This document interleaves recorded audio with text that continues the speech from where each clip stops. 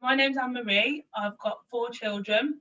I've breastfed all of them for different amounts of times, and they all had different challenges and different experience with every single one of them. About you. This is Maeve. She's nearly 3. Do you have boobie milk? Yes. Do you like boobie milk? Yes. I work for the local infant feeding team, but I'm also a breastfeeding counsellor with the Association of Breastfeeding Mothers, and I normally would run 2 breastfeeding groups a week, and I have an online page as well, Boobie Buddies, to help all the local parents. Started off as me as a friend, so it was supposed to be 2 of us, but just as it kind of got started properly, she moved, so it was just me. And it's not bad. I mean, it's okay. It's more trying to keep the posts on the page. It's hard to, like, some weeks, if there's a lot going on at home and a lot going on at work, it's hard to keep the page, like the posts on the page continuously. But I enjoy it. It's what I like doing.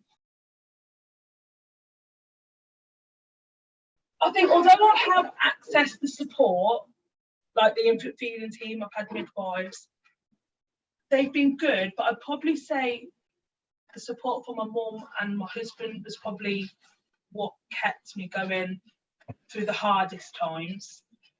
My mum never fed any, like, she bottle fed all of us, so for her it was like a brand new thing that even she was learning when I was feeding Neve. It probably helped that Neve was quite easy to feed, but then when I had Dermot, I had some trouble with Dermot, and she was the one that sat there and helped me. Okay, she probably couldn't help me with positioning and attachment and latching on correctly, but she was the one that sat there saying, you can do this, don't give up, carry on, which she was probably the reason I carried on most of the time. The one group in Willenhall, that's in a family hub, and then I have the other one in Green Wood End, and that's in a family hub as well, because I thought they were the best places. There were areas where there was a gap, there were areas where it's needed and the rates are needed to increase. Although there's a bit of stigma around the family hubs and the children's centres, whatever they want to be called, they've kind of got it already set up, and the families that need help and support normally go there anyway, or already on their radar, so they can signpost them to me. So I do the antenatal Zoom session for the feeding team. No one has their cameras on, so I'd normally say to them, do you know what the benefits of breastfeeding are, to start a conversation? But I can't do that because no one wants to talk, no one wants to be seen. I think a lot of parents as well aren't used to this new virtual, like, even with the WhatsApp calls, there's mums that are like, I don't want a WhatsApp call because I don't feel comfortable on video, I don't feel comfortable feeding on video, and I feel like, oh, I want to help you, but to help you, I need to see you feeding your baby. I do feel for them, and I do feel like they're missing out at the minute. And I'm like, no, I'm doing a home visit to that mum because she needs face-to-face, because there are mums that do need it.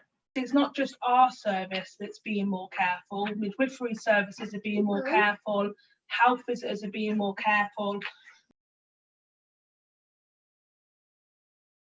So I don't think I've had a bad experience in the sense of someone coming up to me and saying anything.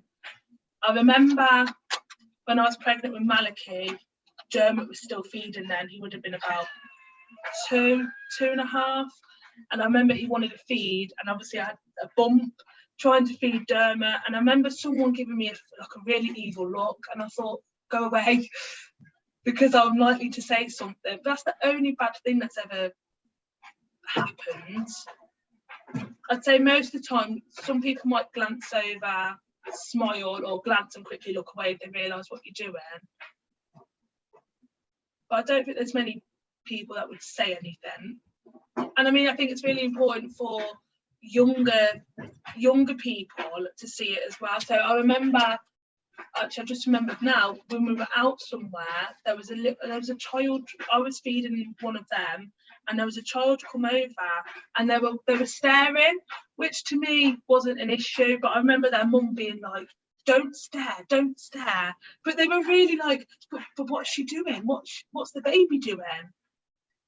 And the mum obviously didn't want to say it, but I was very much like, well, they're just having their milk. And I thought, at least that child is then going to go then and ask their mum these questions. Whether the mum responds positively or negatively, at least that child then seen it, been exposed to breastfeeding, and it's going to start a conversation up there.